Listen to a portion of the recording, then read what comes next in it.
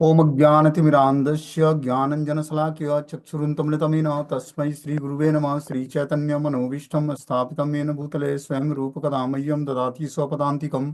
वन्देऽहं श्रीगुरु श्रीयुतपदकमलं श्रीगुरून् वैष्णवाचं श्रीरूपं साग्रजातं सगणरघुनाथान्वितं तं सजीवं साद्वैतं सावधूतं परिजनसहितं कृष्णचैतन्यदेवं श्रीराधाकृष्णपादान् सगणललिता श्रीविशाखान्विताश्च नारायणं नमस्कृत्यं नरं चैव नरोत्तमं देवीं सरस्वतीं व्यासं ततो जयमुदीरयेत्। सुन्वतां स्वकथा कृष्ण पुण्ये श्रवणकीर्तनं हृदयन्तस्तु हि भद्राणि विद्नोति सुरसतां नष्टप्रायेषु भद्रेषु नित्यं भागवतसेवया भगवती उत्तमश्लोके भक्तिर्भवति नैष्टिकी तदा रजस्तमो भाव काम लोभादयश्चेत इति निरावृतम स्थिति सत्य प्रसिद्धति एवं प्रसन्नमनसो भगवद्भक्ति योगता भगवतत्व विज्ञान मुक्त संगस्य जायते विद्यन्ते हृदय ग्रंथि छिद्यन्ते सर्वसंशयं चीयन्ते चास्य कर्माणि दृष्ट्वा एवात्मनीश्वरे मुखं करोति वाचालं पंगुं लंघयते गिरिं यत्कृपातमहं वन्दे परमानन्दमाधवं प्रह्लाद नारद पराशर पुण्डरीकं व्यासम् अम्बरीश सुखसौनक विस्मदालभ्यां रुक्मांग अर्जुन वसिष्ठं विभीषणादीनं पुण्यानि नामानि परं भागवत स्मरामि। हे कृष्ण करुणा सिंधु दीनबंधु जगत्पतये गोपेश गोपिकाकांत राधाकांत नमस्तुते तप्त कांचन गौरांगे श्री राधे वृंदावनेश्वरी वृषभानुसुते देवी प्रणमामि हरिप्रिये वाञ्छाकल्पतरुभ्यश्च कृपा सिन्धुभ्यो च पतितानां पावनेभ्यो वैष्णवेभ्यो नमो नमः। जय श्री कृष्ण चैतन्य प्रभु नित्यानंद श्री अद्वैत गदाधर श्रीवासादि श्री गौर भक्तवृंद। हरे कृष्णा कृष्ण कृष्णा हरे हरे हरे राम राम राम हरे हरे। इसमें आज हम लोग को श्रीमद् भागवतम का स्कंद संख्या 3 अध्याय संख्या 30 और श्लोक संख्या 10 नंबर पढ़ना है। टाइटल है अध्याय का भगवान कपिल देव द्वारा विपरीत कर्मों का वर्णन। भक्ति के विपरीत कर्म कौन से हैं उसका वर्णन भगवान कपिल देव करते हैं इस अध्याय में।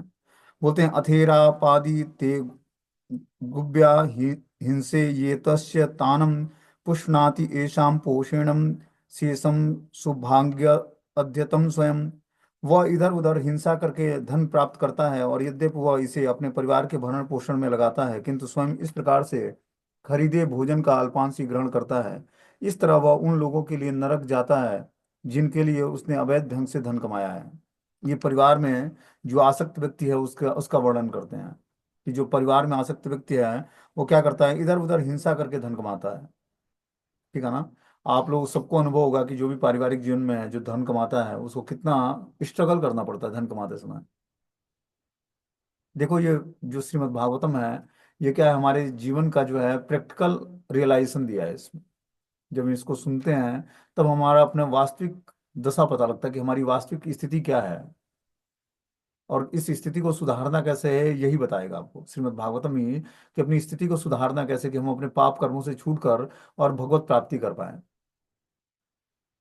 बोलते हैं कि वह इधर उधर हिंसा करके धन प्राप्त करता है यद्यपि वह इसे अपने परिवार के भरण पोषण में लगाता है किंतु स्वयं इस प्रकार से खरीदे भोजन का अल्पांश ही ग्रहण करता है। हम देखते हैं कि भौतिकतावादी व्यक्ति जो बस जीवन का उद्देश्य धन कमाना है, ठीक है ना, और भोग करना है, वो क्या करता है कि धन कमाकर और परिवार के सदस्यों के लिए भोजन एकत्रित करता है, भरण पोषण में लगाता है किंतु स्वयं उस खरीदे गए भोजन का अल्पांश ही ग्रहण करता है। इस तरह वह उन लोगों के लिए नरक जाता है जिनके लिए उसने अवैध ढंग से धन कमाया है। ये उसके लिए बता रहे हैं कि ये इस तरह से वो उन लोगों के लिए नरक जाता है जिसके लिए उसने अवैध ढंग से धन कमाया है। इसका किस कारण से हुआ? आसक्तियों के कारण, पूर्व जन्म के कर्मों के कारण और कुछ आसक्तियों के कारण व्यक्ति को ऐसा कार्य करना पड़ता है और इसलिए उसको नरक जाना पड़ता है। तो कैसे हम बचेंगे इससे? रिस्पॉन्सिबिलिटी भी परिवार की निभानी है और धन भी कमाना है, ठीक है ना, पाप कर्मों से छूटना भी है। तो कैसे हो पाएगा? प्रैक्टिकली क्या है इसका? प्रैक्टिकली उपाय यही है कि हमें क्या करना पड़ेगा, धन को भगवान की सेवा में लगानी पड़ेगी। उद्देश्य क्या होना चाहिए धन कमाने का? कि भगवान की सेवा करनी है उससे। अब जैसे भगवान की सेवा कैसे करनी है, सब डोनेट तो करेंगे नहीं, तो हमें क्या करना पड़ेगा, अपनी गाढ़ी कमाई का कुछ अंश हमें निकाल कर भगवान की सेवा में लगानी पड़ेगी। उससे कुछ हमें उम्मीद नहीं करना पड़ेगा। दूसरी बात है कि हमें जो 80% हमारा धन बचता है उसको हमें घर के जो घर में विराजमान ठाकुर जी हैं उनके भोग आरती के लिए अरेंजमेंट करना पड़ेगा, ठीक है ना। अब उससे जो प्रसाद रूप में बचता है उससे सभी लोग प्रसाद पाएंगे या फिर बच्चों का फीस जमा करना है, चाहे जो भी एक्टिविटी करनी है। तो क्या है कि उस धन से ही हमें करनी है सब। जो हमारा 80% धन बचता है, 20% तो हमने निकाल दिया, डोनेशन दे दिया। अब 80% जो धन बचा उससे हमने क्या किया, अपने परिवार का पालन पोषण किया। किस उद्देश्य से, किस भाव में, कि सारे जो परिवार के सदस्य हैं भगवान के जन हैं। इसके लिए हमें क्या करना पड़ेगा, उनको भक्ति से जोड़ना पड़ेगा। भक्ति से नहीं जोड़ते हैं तो अपने भाव को सुधारना पड़ेगा उनके प्रति, कि चलो ये भगवान के जन है, हमारा कहना नहीं मानते हैं, हमारी रिस्पॉन्सिबिलिटी भगवान ने हमें दिया है कि इनका परवरिश करना है, पालन पोषण करना है। इस उद्देश्य से हमें क्या करना पड़ेगा, सारे परिवार के सदस्यों का टेक केयर करना पड़ेगा, देख रेख करना पड़ेगा। तब जाकर हम धीरे धीरे अपने कर्म बंधनों से छूट पाएंगे। कर्म बंधन ही हमें ये परिवार देता है। हम परिवार में आते हैं, माता पिता भाई बहन दोस्त मित्र बच्चे पत्नी, समाज देश राष्ट्र, बहुत सारी चीजें मिलती हैं। किस कारण से है, ये बस आसक्तियों के कारण हमें मिला है। पूर्व जीवन में किए हुए कर्म और आसक्ति के कारण हमें ये परिवार मिला है फिर से। तो इससे हम निवृत्त कैसे होंगे, जब हम दृढ़ता पूर्वक भगवान का भजन और क्या करेंगे, दृढ़ता पूर्वक उनकी सेवा करेंगे, तब इन पाप कर्मों से छूट पाएंगे, जिस कारण से हम कष्ट भोग रहे हैं पारिवारिक जीवन में। कष्टों का रियलाइजेशन तब होगा जब व्यक्ति भजन करेगा। बिना भगवत नाम का जप किए हुए उसको कष्टों का रियलाइजेशन नहीं होगा। क्योंकि जब वो भजन करेगा भगवान का, तभी उसको रियलाइजेशन होगा कि भौतिक संसार वास्तव में दुखालयम है। उस तरह रियलाइज ही नहीं होगा कि ये भौतिक संसार दुख है, भौतिक संसार में दुख भी है। उसको लगेगा कि ये तो सुखालय है, आराम से धन आ रहा है, छोटे बच्चे हैं, पत्नी है, पति है, बच्चे हैं, माता पिता हैं, घर में सुख सुविधाएं हैं, television cooler washing machine fridge AC सब कुछ है। अब उसको छोड़कर भगवान की भक्ति क्यों क्यों अडॉप्ट करेगा व्यक्ति, जब घर में कंफर्टेबल वातावरण है। तो जब व्यक्ति भजन करता है सब सुविधाओं के होने के बाद, तब उसको अनकंफर्टेबल फील होता है। भगवान उसको रियलाइज कराते हैं कि देखिए भौतिक संसार दुखालयम कैसे है। हर एक पग पर उसको कष्ट का अनुभव होता है। जैसे हमने एक एग्जाम्पल बताया था कि एक भौतिकतावादी व्यक्ति होता है, वो धन कमाता है, ठीक है ना, और उसको कभी आउटिंग करने का मन करता है तो हॉस्पिटल में एडमिट हो जाता है। फोर्टिज हॉस्पिटल में 10-20 हजार 50 हजार रुपये लगाकर 2-4 दिन एडमिट रहा, फर्स्ट क्लास जो है, एयर कंडीशन रूम है, और 10th फ्लोर पे उसको जगह मिल गया, बेड मिल गया आराम से। वहां से पूरी दुनिया दिखती है, अच्छे वेटर आ रहे हैं, भोजन क्या चाहिए, क्या मेनू चाहिए क्या, और फिर आराम से वो 2-4 दिन 10 दिन गुजार देता है उसमें। कहाँ गए थे, तो हॉस्पिटल में एडमिट था। क्या हुआ, तो कुछ प्रॉब्लम थी, छोटा मोटा लेजर ऑपरेशन हुआ है, 1.5-2 लाख रुपए लगा, ठीक हो गया हूँ। मतलब साधारण बात है, उसके लिए आम बात है। लेकिन भक्तों के लिए क्या, वही 2-4 दिन का जो टाइम नुकसान हो जाए हॉस्पिटल में या किसी कारण से, तो उसके लिए बड़ी मुसीबत हो जाती है कि हमारी मंगला आरती छूट गई, जपा नहीं हो पाया, भगवान की कथा का श्रवण नहीं कर पाया। तो क्या होगा, उसको कष्ट का अनुभव होगा। लेकिन अगले व्यक्ति को कष्ट का अनुभव नहीं हो रहा है, उसकी आउटिंग हो गई। वो हॉस्पिटल में जाकर अपनी आउटिंग कर लिया, घर से थोड़ा बाहर निकला, उसका मूड फ्रेश हो गया 5 दिन हॉस्पिटल में। जो हम लोग के नरक तुल्य है, वो उनके इंटरटेनमेंट का साधन है, जो भौतिकतावादी व्यक्ति है। अब चाह देखो इंपॉर्टेंट टाइम है, ठीक है ना, अभी चाहे तो व्यक्ति क्लास सुन सकता है और चाहे तो टेलीविजन से देख सकता है, उसके पास फ्री विल भगवान ने दिया है कि अपने स्वतंत्र टाइम का हम उपयोग क्या करते हैं। या तो भगवान की कथा में प्रेजेंट होकर और श्रीमद् भागवतम की कथा सुनेंगे, या टेलीविजन देखेंगे, सीरियल देखकर भोजन करेंगे।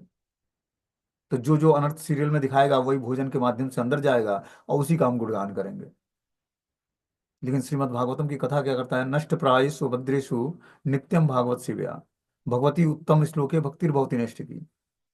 श्रीमद् भागवतम की कथा कोई व्यक्ति सुनता है रेगुलर, तो नष्ट प्रायेषु भद्रेषु, जितनी भी उसकी अभद्रता है नष्ट हो जाती है हृदय की, और हृदय पवित्र हो जाता है, भगवान के निवास स्थान बन जाता है राधा कृष्ण का। समझ रहे बात को। तो देखो भगवान ने फ्री विल दिया मनुष्य जीवन में, इंटेलिजेंस दिया, बुद्धि दिया, और फ्री विल दिया, स्वतंत्रता दिया भगवान ने, कि बुद्धि का सही उपयोग करो और अपनी स्वतंत्रता का सही उपयोग करो, और मुझे जान लो इस जीवन में। इसीलिए तुझे मनुष्य जीवन मिला है। और किसी भी योनि में भगवान ने बुद्धि प्रदान नहीं किया। उनको थोड़ा बहुत रियलाइजेशन होता है, ठंड लगता है, गर्मी होती है, तो वो अपना अरेंजमेंट कर लेते हैं, भगवान उसका खुद ही अरेंजमेंट कर देते हैं। लेकिन मनुष्य जीवन में भगवान ने इंटेलिजेंस प्रदान किया कि बुद्धि का सही उपयोग करके मुझे जानो, पहले अपने को जानो और मुझे जानो, क्या तुम्हारा मेरे साथ रिलेशनशिप है उसको जानो, उसको डेवलप करने का प्रयास करो। क्योंकि भगवान से विमुख होकर ही हम, भगवान से हमारा सब जीवात्मा का भगवान से एक संबंध था, उस संबंध को भूलने के कारण ही इस भौतिक संसार में आए और अलग अलग कष्टों को पा रहे हैं। कष्टों का रिलेशन व्यक्ति को तभी होता है जब वो तीव्रता से भगवान का भजन में जुड़ता है, जब वो शास्त्रों को पढ़ता है। तब उसे लगता है कि ये संसार वास्तव में दुखालयम अशाश्वतम असुखम लोक है। उस तरह रियलाइज ही नहीं होगा व्यक्ति को। वो अपने नित्य रूटीन में अपना कार्य करेगा, ऑफिस जाएगा, सुबह भागते हुए शाम को जो है दिन भर ऑफिस कार्यालय में जो है डांट खाएगा बॉस का, और फिर शाम को फिर वापस आएगा टाइम से। नित्य का रूटीन है। संडे एक दिन छुट्टी हुई तो मॉल, मूवीज देखने, थिएटर में कहाँ कहाँ घूम कर अपना टाइम पास कर लेगा संडे का। तो ये नित्य रूटीन है, पूरा जीवन का ही रूटीन है। धन कमाना है, छुट्टी के दिन कुछ इंजॉयमेंट करना है। और परिवार के सदस्य भी वेट कर रहे होते हैं कि कब पिताजी की छुट्टी होगी कि हमें मॉल घुमाने ले जाएंगे या मूवी दिखाने ले जाएंगे। लेकिन वही व्यक्ति जब भगवान की भक्ति में जुड़ता है तो उसके जीवन का उद्देश्य क्या होता है कि हमें मंदिर जाना है, थोड़ी भी टाइम मिलती है तो क्या करना है, भगवान का जाकर दर्शन करना है, वहां पर कथाओं का श्रवण करना है, भगवान का नाम जप करना है। तब उसका धीरे धीरे मुक्ति का मार्ग खुलता है। तो सही उपयोग हम अपने जीवन का क्या करेंगे, जब हम जानेंगे कि जीवन का वास्तविक उद्देश्य भगवान की भक्ति है। कृष्ण को जानकर ही हम जन्म मृत्यु के चक्र से छुटकारा प्राप्त है। इसीलिए व्यक्ति को मनुष्य जीवन भगवान ने दिया है कि तुम अपनी स्वतंत्रता का सही उपयोग कर ले और मुझे जान ले। क्योंकि भगवान को जब जान लेगा, बताते हैं भगवान की जन्म क्या बोलते हैं भगवान उसमें भगवत गीता में कि जन्म कर्म च मे दिव्यम योयम यो वेति तत्त तत्वा देहम पुनर्जन्म नेति मामेति सुअर्जुना। जो मेरे जन्म और कर्म के दिव्य प्रकृति को जान लेता है हे अर्जुन, वो फिर जन्म मृत्यु के चक्र में नहीं फंसता है, वो हमारे धाम को प्राप्त करता है। तो एक भौतिक संसार हमें मिला, ये माया का धाम है। यहाँ पर कष्ट ही कष्ट है, फसाव ही फसाव है। एक भगवान का धाम है जहाँ पर दिव्य सेवाएं भगवान के साथ एंजॉयमेंट करना है और भगवान की दिव्य सेवा में एंगेज होना है। तो जीवात्मा के पास भगवान ने स्वतंत्रता दी, उस स्वतंत्रता का सही उपयोग करके हम भगवान से संबंध जागृत कर लें। यही मनुष्य जीवन की सार्थकता है। अनेकों जन्मों में व्यक्ति के साथ परिवार मिलता है, ठीक है ना। जिस भी जोनी में रहा उसमें मेल फीमेल का जोड़ा मिला, बच्चे मिले, पूरा परिवार मिला उसको, चाचा ताऊ सब कुछ। ऐसा नहीं कि वो शुगर के शरीर में था तो ये सब चीजें फैसिलिटी नहीं थी, सब चीज मिला उसको। हो सकता है रियलाइज ना होता हो कि हमारे चाचा जी हैं और ये चाची जी हैं और जो जो भी हैं, लेकिन मनुष्य जीवन में तो उसको रियलाइज होता है, पूरी फैमिली मिलती है। क्या मामा ताता चाचा ताऊ बुआ जो भी है, बहुत सारे रिलेशनशिप हैं। वो जन्म के साथ ही बहुत सारे रिलेशनशिप जुड़ जाते हैं व्यक्ति से। फिर उसी में वो बन जाता है, भगवान से उसका जो संबंध था वो भूल गया बेचारा। थोड़ा भी पायस व्यक्ति होता है तो माता के गर्भ में प्रेयर करता है, उसको भगवान के दर्शन होते हैं। 9 महीने जब माता के गर्भ में उल्टा लटका होता है तो उस समय प्रेयर्स कर रहा होता है भगवान से कि हे प्रभु आप हमें इस अंधकूप से बाहर निकालें, मैं संसार में आकर आपका भजन करूंगा। संसार में आते ही कहाँ कहाँ करते रोता है और उसको परिचय कराया जाता है, देखिए माता है तेरी, पिता, भाई बहन, फिर आस पड़ोस के लोग जो जो अन्य रिलेटिव आए होते हैं दर्शन करने कि देखा जाए बच्चा कैसा हुआ। तो सबका दर्शन करता है, फिर वो भगवान का दर्शन भूल जाता है कि क्या हमने गर्भ में, माता के गर्भ में क्या वादा किया था भगवान से, वो वादा भूल गया और इसी रंग में ढल जाता है धीरे धीरे, जैसे परिवार के सदस्य मिल जाते हैं उसी तरह। अब क्या होता है, कहीं ब्रह्मांड भ्रमिते कौन भाग्यवान जीव, गुरु कृष्ण प्रसादे पाए भक्ति लता बीज। कि ब्रह्मांड में कोई भाग्यवान जीव होता है जिसको गुरु और कृष्ण की कृपा से भक्ति लता बीज प्राप्त हो जाती है, भक्ति प्राप्त हो जाती है। ब्रह्मांड भ्रमित एक कौन भाग्यवान है जीव, पूरे ब्रह्मांड में भ्रमित मतलब भ्रमित हुआ व्यक्ति, भ्रमण करता हुआ व्यक्ति, कोई एकाध व्यक्ति को ऐसा गुरु और वैष्णव मिल जाते हैं या भगवान की कृपा हो जाती है कि वो भक्ति से जुड़ जाता है और जीवन का वास्तविक उद्देश्य क्या है इसको पता कर लेता है वो।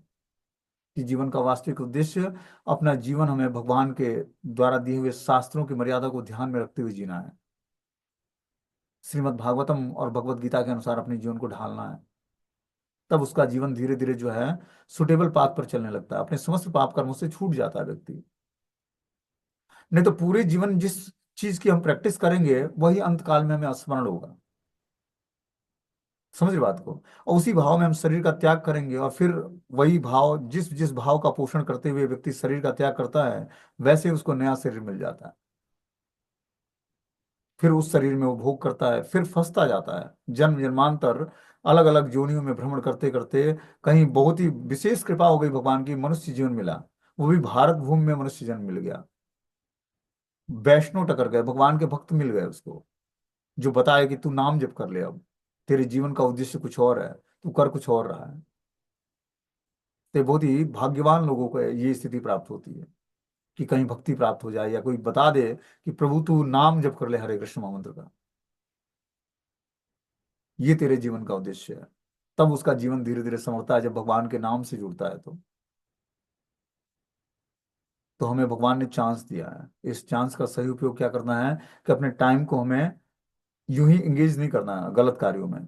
टाइम को सही एकदम परफेक्ट जो है, हमारा टाइम मैनेजमेंट एक मिनट भी ऐसा नहीं होना चाहिए कि जो भगवान की भक्ति से विमुख हो।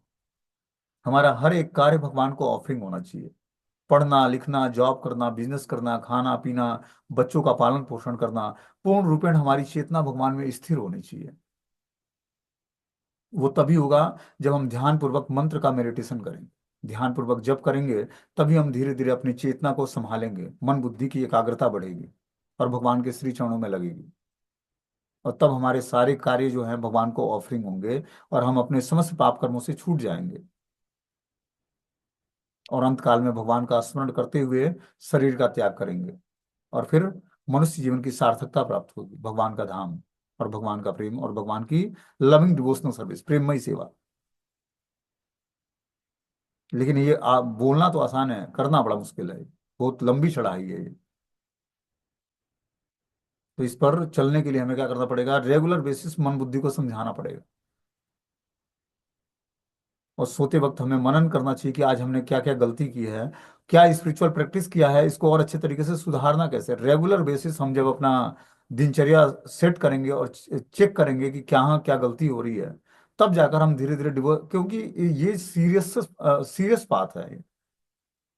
इसको हमें सीरियसली देखना पड़ेगा कि कहाँ कहाँ फॉल्ट हो रहा है, उसको कैसे हम सुधार सकें, क्या कमी है हमारे अंदर, क्यों हमारा भक्ति में एडवांसमेंट नहीं हो रहा है, क्यों हम 24 घंटे भगवान का स्मरण नहीं कर पा रहे हैं, क्या कारण है, क्या रीजन है उसका। उस रीजन को हमें समाप्त करना पड़ेगा, तब जाकर हम भक्ति में एडवांसमेंट करेंगे। धीरे धीरे अपने टाइम बार को बढ़ाकर और नाम जप में लगाना है, शास्त्रों को पढ़ना है, स्वाध्याय यज्ञ और संकीर्तन यज्ञ, दो यज्ञ से जोड़ना है अपने को। इस कलयुग में व्यक्ति को जो स्वाध्याय नहीं करेगा और संकीर्तन नहीं करेगा, तो उसका जीवन व्यर्थ चला जाएगा। स्वाध्याय मतलब शास्त्रों को पढ़ना, और संकीर्तन मतलब भगवान के नाम का कीर्तन या जप करना। इस तरह से जब हम करेंगे तब जाकर हमारा जीवन जो है सार्थक बनेगा। बता रहे हैं यहाँ पर कि एक बंगाली कहावत है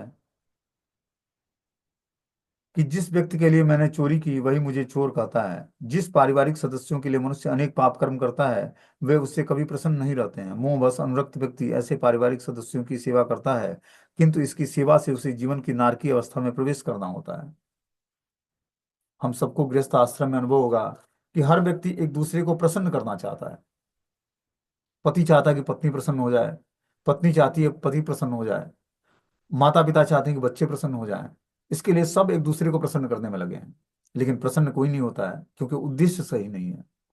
सबका उद्देश्य होगा कि घर के ठाकुर जी प्रसन्न हो जाएं, तब सारे लोग प्रसन्न हो जाएंगे। लेकिन ये किसी का उद्देश्य नहीं होता है, क्योंकि किसी को मालूम ही नहीं है कि जीवन का उद्देश्य क्या है, पूरे परिवार के सदस्य का उद्देश्य क्या है। और ये विश्वास मानो, जब घर में भगवान की स्थापना करके और सारे का उद्देश्य भगवान को प्रसन्न करना होता है, तो वास्तव में सबके जीवन का उद्देश्य पूरा हो जाता है और सभी प्रसन्न हो जाते हैं। उस तरह एक भौतिकतावादी संसार में एक दूसरे को प्रसन्न करने का प्रयास ही निरर्थक होगा हमारा।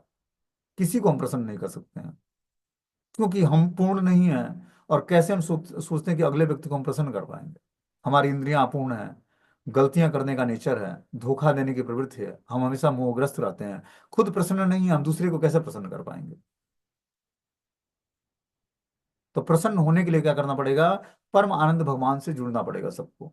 जब घर के सारे सदस्य मिलकर भगवान की सेवा करेंगे, दिव्य स्तर पर बैठ के एक साथ नाम जप करेंगे, एक साथ प्रसाद खाएंगे भोग लगा हुआ, भगवान का श्रृंगार कोई कर रहा है तो ड्रेस पहना रहा है, कोई नहला रहा है, कोई चंदन लगा रहा है, सब सेवा में एंगेज हैं। कोई धन कमाने के लिए जा रहा है भगवान के लिए, कोई बच्चों की परवरिश कर रहा है घर में कि सब भगवान के जन है और भगवान की सेवा में सब नियुक्त हैं। इस भाव से तो घर ही हमारा बैकुंठ और वृंदावन बन जाएगा। वृंदावन और कुछ नहीं है, जहां राधा कृष्ण का नित्य निवास है वही वृंदावन है। तो हृदय को पहले वृंदावन बनाना पड़ेगा। जब हृदय हमारा पवित्र रहेगा तो उससे हम अखंड चिंतन भगवान का कर पाएंगे, राधा कृष्ण का, उनकी लीलाओं का, उनके नाम रूप गुण लीला धाम का। तब जाकर हम भगवत प्राप्ति करने के रास्ते पर चल पाएंगे। ये क्वालिफिकेशन है कि जब हम परिवार के सारे सदस्य मिलकर भगवान की दिव्य सेवा में जुड़ेंगे, तभी हमारी चेतना पवित्र होगी। ऐसा फेवरेबल अगर जो कंडीशन नहीं है, तो हमें क्या करना पड़ेगा, सबकी सेवा करनी पड़ेगी और तीव्रता से भजन करना पड़ेगा। भजन को छिपा कर करना पड़ेगा उन लोगों से जो भौतिकतावादी व्यक्ति हैं, भले वो हमारे घर के सदस्य ही क्यों ना हो। जिनकी रुचि भगवत भजन में नहीं है, भगवान की भक्ति में नहीं है, उनसे हमें पृथकता मतलब हृदय से अलगाव रखना पड़ेगा। ऊपरी दृष्टि से सबकी सेवा, क्योंकि आपके कर्म जुड़े हैं उनसे, सबकी सेवा। और इंटरनल जो है भगवान की का अखंड चिंतन, जैसे गोपियां करती थी।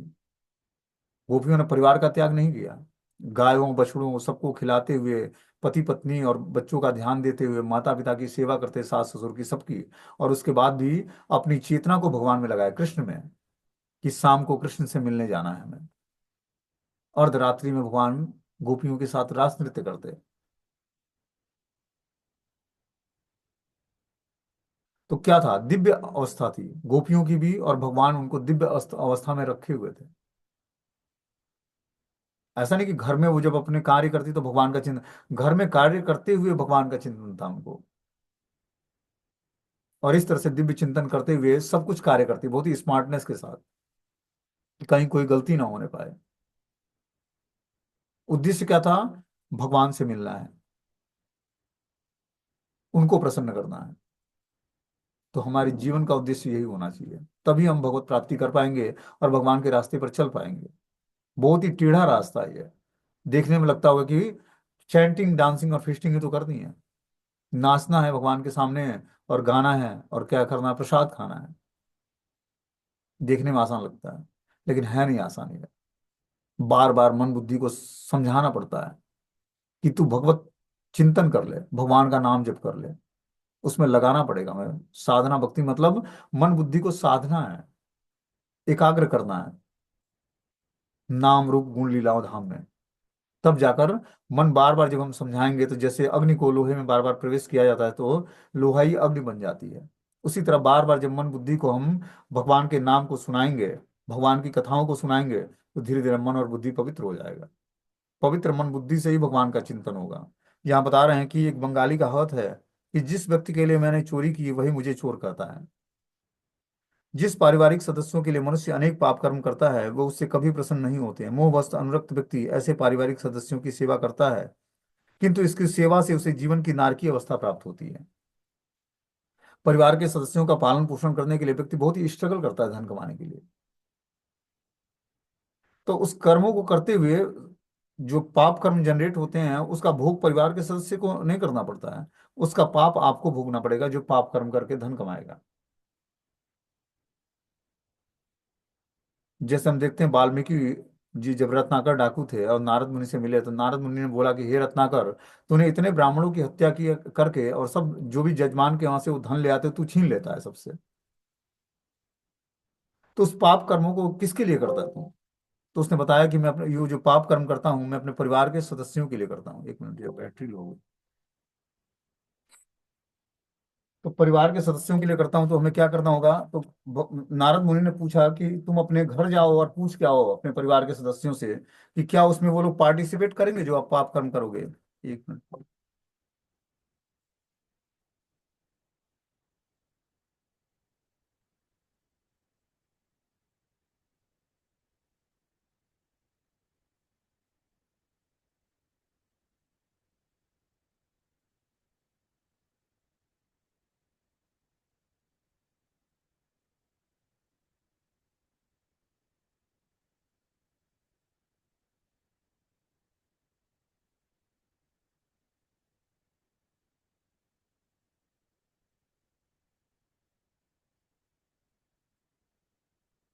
तो नारद मुनि से बोला उसने, रत्नाकर डाकू ने, कि आप भाग जाओगे। नारद मुनि ने बोला कि तू मुझे बांध दे और जा घर पे पूछ के आ जा कि जो तू गलत गलत कार्य करके धन कमाता है, इस तरह से ब्राह्मणों की हत्या करके। और ऐसा नहीं कि दो चार ब्राह्मणों की, इतना ब्राह्मणों की हत्या किया था कि ढेर का ढेर जनेऊ लगा हुआ था। जितने ब्राह्मणों की हत्या करता उनका जनेऊ निकाल लेता। और नारद मुनि को भी घेर लिया मारने के लिए, कि जो तुम्हारे पास है वो दे दो। नारद मुनि ने बोला, देख भाई, मैं तो साधु हूँ, मेरे पास कुछ है नहीं। एक बीड़ा है जिस पर नारायण का नाम भजता हूँ मैं, ये तुम्हारे काम का है नहीं कुछ, और मेरे पास धन है नहीं। और ये कार्य को तुम करते किस लिए हो? तुम अपने परिवार के सदस्यों से पूछ कर आओ, जो इस पाप कर्म करके जो धन कमाते हो, क्या तुम्हारे परिवार के सदस्य उसमें पार्टिसिपेट करेंगे जब उसको तुमको सजा मिलेगी इसकी? तो नारद मुनि को पेड़ से बांध के जाता है, घर पे पूछ के आता है पत्नी बच्चों से, कि जो मैं धन कमा कर ले आता हूँ, उसका जब हमें पाप फल भोगना पड़ेगा तो क्या आप लोग पार्टिसिपेट करोगे उस पाप कर्म को भोगने में, सहयोग दोगे हमारा? तो पत्नी बोलती है कि आपने पाणी ग्रहण संस्कार किया है मेरा, तो वचन दिया था कि मैं तुम्हारी पूर्ण रूपेण सुरक्षा करूंगा और भरण पोषण की जिम्मेदारी लूंगा। बच्चा क्या बोलता है कि आपने हमें जन्म दिया है, तो आप परवरिश करनी आपकी रिस्पॉन्सिबिलिटी बनती है, जिम्मेदारी बनती है। तो आप कैसे धन ले आते हो इससे हमें मतलब नहीं है, हमें तो अपनी परवरिश चाहिए। तो पत्नी और बच्चे हाथ खड़ा कर, तब वो वाल्मीकि जो रत्नाकर डाकू था, तब उसको बुद्धि आती है। और आते ही नारद मुनि के चरणों पर दंडवत प्रणाम करता है, उनसे क्षमा याचना करता है, हे मुनि, आपने हमें नेत्र प्रदान किया, नेत्र खोल दिया हमारा। और फिर वही वाल्मीकि को भगवान रत्नाकर डाकू को नारद मुनि दीक्षा प्रदान करते हैं राम मंत्र में। तो राम मंत्र उसके मुख से उच्चारण, इतने ब्राह्मणों की हत्या किया था कि राम मंत्र का उच्चारण करना उसके लिए पॉसिबल ही नहीं था। तो फिर क्या उन्होंने बोला कि आप मरा शब्द का उच्चारण करो। और मरा शब्द जपते जपते फिर वो राम राम उच्चारण होने, मरा का उल्टा क्या होता है, राम। तो वही स्थिति यहाँ बता रहे हैं कि जो है, जिस व्यक्ति के लिए मैं चोरी करता हूँ वही मुझे चोर कहता है। जिस पारिवारिक सदस्यों के लिए मनुष्य अनेक पाप कर्म करता है वो उससे कभी प्रसन्न नहीं होते हैं। मोहवश अनुरक्त व्यक्ति ऐसे पारिवारिक सदस्यों की सेवा करता है, किंतु उनकी सेवा से उसे जीवन की नारकीय अवस्था प्राप्त होती है। कोई चोर अपने परिवार के पालन हेतु कोई वस्तु चुराता है, किंतु पकड़ा वही जाता है और बंदी बना लिया जाता है। यही सार है इस जगत का और समाज मैत्री और प्रेम के प्रति आसक्ति का। यद्यपि एक आसक्त पारिवारिक व्यक्ति अपने परिवार के भरण पोषण के लिए किसी न किसी तरह धन कमाने में लगा रहता है, किंतु वह इतने से अधिक का भोग नहीं कर पाता जितना कि ऐसे पाप कर्म किए बिना वो करता है। बोलते हैं कि कुछ अन्न खाने के लिए मनुष्य को लंबे परिवार का पालन पोषण करना होता है, इसके लिए धन कमाना होता है, किंतु उसे पेट भर खाने के लिए अधिक कुछ नहीं मिलता है। और कभी कभी उसे परिवार के जूठन पर निर्भर रहना पड़ता है। तो ये है परिवार के जो मुखिया होते हैं उसकी स्थिति, कि वो स्ट्रगल करके धन कमाता है लेकिन अपने पेट भर अन्न खाने के लिए भी उसके पास टाइम नहीं होता है। और परिवार के कभी कभी जूठन पर निर्भर रहना पड़ता है। अनुचित साधनों से भी धन कमाकर वह स्वयं जीवन का आनंद नहीं उठा पाता है। यही आवरणात्मिका माया है। उसकी वास्तविक चेतना को क्या करती है, आवृत कर लेती, घेर लेती है। और मोहग्रस्त हो जाता है वो। मोहग्रस्त होकर वो सबको प्रसन्न करने के लिए धन कमाता है, कि आज मैं जो है घर के सदस्यों के लिए ड्रेस ले जाऊंगा, या ज्वेलरी ले जाऊंगा, या खाने के अच्छे आइटम ले जाऊंगा, तो उससे परिवार के सदस्य प्रसन्न होंगे। और इसके लिए अथाह श्रम करता है व्यक्ति। बोलते हैं समाज देश तथा समुदाय की भ्रांत सेवा की प्रक्रिया सर्वत्र एक सरीखी है। यही सिद्धांत बड़े से बड़े राष्ट्रीय नेताओं पर भी लागू होती है। कभी कभी ऐसे राष्ट्रीय नेता जिसकी देश सेवाएं महान होती हैं, अपने ही देशवासियों द्वारा मार दिया जाता है क्योंकि उसकी सेवाएं अनियमित होती हैं। दूसरे शब्दों में, कोई भी व्यक्ति अपने आश्रितों को इस मोहमयी सेवा से संतुष्ट नहीं कर सकता है, यद्यपि वह इस सेवा के से अलग नहीं हो सकता, क्योंकि उसकी स्वाभाविक स्थिति ही सेवक की है। स्वाभाविक दृष्टि से जीव परमेश्वर का अंश है, किंतु वह भूल जाता है कि उसे परम पुरुष की सेवा करनी है, और वह अपना ध्यान अन्यों की सेवा की ओर मोड़ देता है। यह माया कहलाती है। तो व्यक्ति की चेतना, जो वास्तविक चेतना, उसको आवृत कर लेती है माया। अब मोहग्रस्त होने के कारण जीवात्मा सबको प्रसन्न करने के लिए बहुत ही स्ट्रगल करके धन कमाता है। वह झूठे ही अपने को स्वामी मान बैठता है। परिवार का मुखिया अपने को परिवार का स्वामी मानता है, अथवा राष्ट्र का नेता अपने को राष्ट्र का स्वामी मानता है, किंतु वास्तव में वह माया की सेवा करता है। और माया की सेवा करने से वह धीरे धीरे नरक को जाता है। अतः बुद्धिमान मनुष्य को कृष्ण भावनामृत के बिंदु पर पहुंचकर भगवान की सेवा में लग जाना चाहिए। अपना सारा जीवन, सारा धन, सारी बुद्धि, सारी बोलने की शक्ति उसी में लगा देनी चाहिए। तो भगवान ने जो भी हमें शक्तियां प्रदान की हैं, जीवन, धन, बुद्धि, बोलने की शक्ति, सबसे हमें भगवान की सेवा करनी है। परिवार के सदस्य सबको क्या करना है, भगवान की सेवा में इंगेज करना है। तभी जाकर हमारे जीवन का वास्तविक उद्देश्य पूरा होगा और सबको हम सुखी कर पाएंगे। भौतिक चीजों से किसी को हम तृप्ति नहीं पहुंचा सकते हैं। जब तक आप आध्यात्मिक रिलेशनशिप भगवान से सबका नहीं बनवाओगे, सबको नहीं जोड़ोगे, तब तक वो आनंद स्थिति प्राप्त नहीं होगी उनको। क्योंकि वास्तविक आनंद का स्रोत ही भगवान है, जिसको परम आनंद बोलते हैं। भगवान क्या है? परमानंद है। आनंद का खजाना उन्हीं के पास है। लेकिन हम गलत जगह आनंद खोजते हैं, धन में, परिवार के सदस्यों में, अलग अलग चीजों में। बोलते हैं वार्तया लुप्य मानायाम मारभ्याम पुनः पुनः लोभाभिभूत निस्सत्वम परार्थे कुरुते स्पृहाम। जब उसे अपनी जीविका के में प्रतिकूल फल मिलते हैं तो बारंबार अपने को सुधारने का यत्न करता है, किंतु जब उसके सारे प्रयास असफल रहते हैं तो वो विनष्ट हो जाता है और अत्यंत लोभवश वह अन्यों का धन स्वीकार करता है। देखो, ये विपरीत कर्मों का वर्णन करते हैं भगवान कपिल देव कि क्या क्या जो है भक्ति के विपरीत कर्म है। क्या बोलते हैं कि जब उसे अपनी जीविका में प्रतिकूल फल मिलता है, मेहनत किया, संघर्ष किया, लेकिन उसको प्रतिकूल फल मिला, अनुकूल नहीं मिला, तो बारंबार अपने को सुधारने का प्रयत्न करता है और चाहता है कि मैं, और कुछ गलतियां हो रही हैं उसको त्रुटि को सुधार कर और जो है यत्न पूर्वक कार्य करूं मैं। किंतु जब उसके सारे प्रयास असफल रहते हैं तो वो विनष्ट हो जाता है। सारे प्रयास करने के बाद भी उसको सफिशिएंट मात्रा में धन नहीं मिलता है, तो अपने को वो विनष्ट मानता है या असफल मानता है। तो अत्यंत लोभवश वह अन्यों का धन स्वीकार करता है। अब धन की तो आवश्यकता है उसको, परिवार का तब उसके लिए क्या करता है, अन्यों पर आश्रित हो जाता है, अन्यों के धन को स्वीकार करता है, उधार लेता है या चोरी करता है, इस तरह की एक्टिविटी करने लगता है।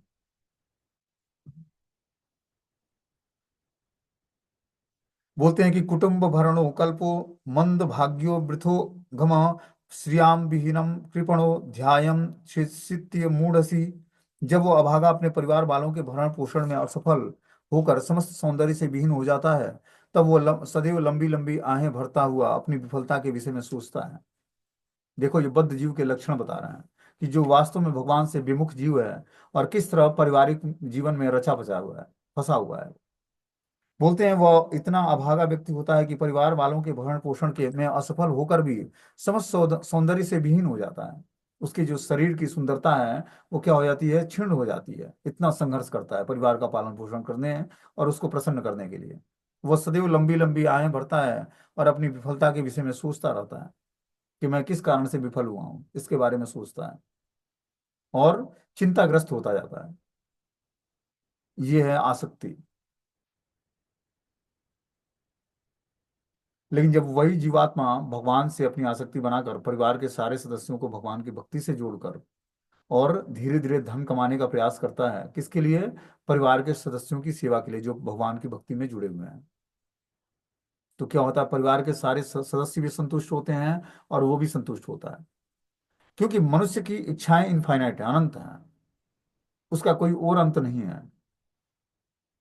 जब तक व्यक्ति भगवान की सेवा में नहीं लगेगा तब तक उसकी इच्छाएं समाप्त नहीं होंगी, इस इच्छाएं रेगुलेट नहीं होंगी। और इच्छाओं को तृप्त करने के लिए व्यक्ति जो है जरूरत से ज्यादा धन कमाता है, जरूरत से ज्यादा स्ट्रगल करता है। 8 घंटे के काम से वो जो सेटिस्फेक्शन मिलने वाला है, तो 12 घंटे काम करके कि दो चार हजार ज्यादा ही कमा लूंगा तो और मुझे आनंद मिलेगा। तो अपनी कैपेसिटी से ज्यादा धन कार्य करके धन कमाता है और लंबे समय तक इस तरह कार्य करके बेचारा बीमार पड़ जाता है या दुखी हो जाता है, और जो धन कमाया वो पूरा ले जाकर एक बार डॉक्टर को दे देता है। क्यों? सेटिस्फेक्शन नहीं मिला उसको धन से और परिवार के सदस्यों की इच्छाओं को तृप्त करने से। इसीलिए आवश्यक है भगवान की भक्ति। जब व्यक्ति भगवान की भक्ति से जुड़ता है तो उसको सेटिस्फेक्शन मिलता है, संतुष्टि मिलती है। क्यों? आत्मा की नीड है भक्ति, उस व्यक्ति की आवश्यकता है। हर एक व्यक्ति की आवश्यकता भगवान की भक्ति से जुड़ना है। जब वो भक्ति करेगा तब वो सेटिस्फाई होगा। जैसे मान लो कि कोई व्यक्ति को मीठा खाने की आदत है, अब उसको बढ़िया से व्यंजन बना के खिला दिया, मीठा नहीं खिलाया तो सेटिस्फाई नहीं होगा। उसी तरह जब इस अमृत रस का आस्वादन, जो अमृत ये कृष्ण तत्व रस है, इसका जब तक व्यक्ति आस्वादन नहीं करेगा तब तक वो सेटिस्फाई हो ही नहीं सकता है। क्योंकि भौतिक चीजों से सेटिस्फेक्शन क्षणिक मिलेगा आपको। वास्तविक सेटिस्फेक्शन तो जब व्यक्ति भगवान की सेवा करेगा तभी उसको सेटिस्फेक्शन मिलेगा, तभी वो जान पाएगा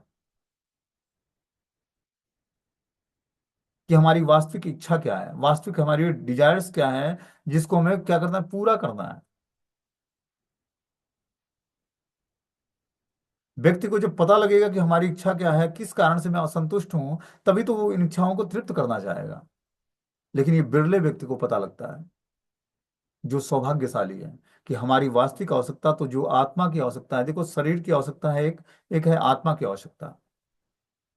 शरीर की आवश्यकता है धन कमाना, परिवार के जनों की सेवा करना, पढ़ाई लिखाई करना, जॉब बिजनेस कर लेना, समाज राष्ट्र के फंक्शन अटेंड करना।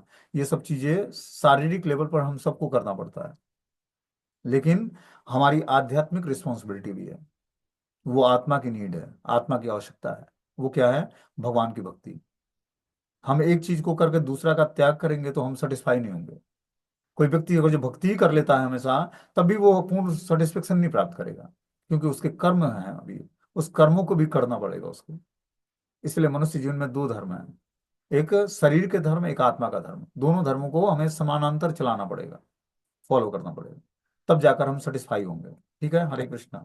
मीटिंग एक क्लोज हो जाएगा, नेक्स्ट मीटिंग में आप लोग एंट्री